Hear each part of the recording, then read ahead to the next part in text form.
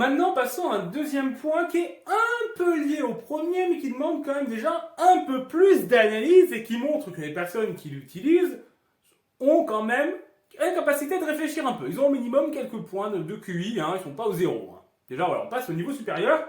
Ce serait qu'Hitler se revendiquait lui-même comme communiste ou socialiste, hein, en fonction des personnes qui donnent l'argument, et que ça se retrouverait dans ses discours, dans ses affirmations ou dans ce qu'il déclare en privé. Alors certes, là aussi on peut dire que c'est uniquement pour des raisons de propagande, et c'est parfois en partie le cas, mais déjà on va au-delà de simplement un nom, mais vraiment d'un discours plus construit. Alors, il y a en effet plusieurs citations qui sont régulièrement ramenées, attribuées à Hitler, où il se revendique du socialisme, défend l'idée du socialisme.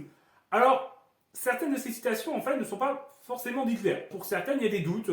Certaines pourraient venir d'autres personnalités du mouvement nazi, puisqu'il y avait quand même dans le mouvement nazi des personnes qui pouvaient réellement, eux, se revendiquer du socialisme. Ils étaient plutôt une minorité. Hein.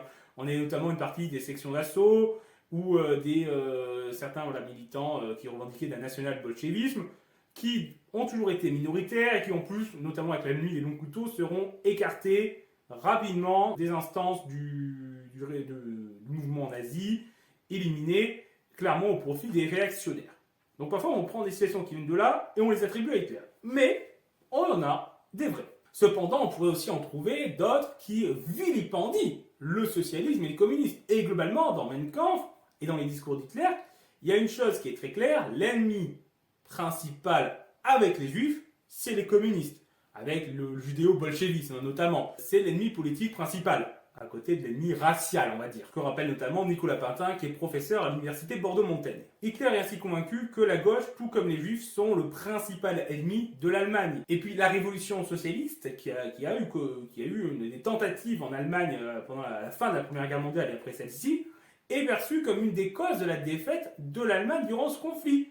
Puis il y a l'idée un peu que c'est la révolution socialiste et le complot juif qui ont trahi l'Allemagne, la patrie allemande, alors que l'armée aurait été en train de gagner le conflit.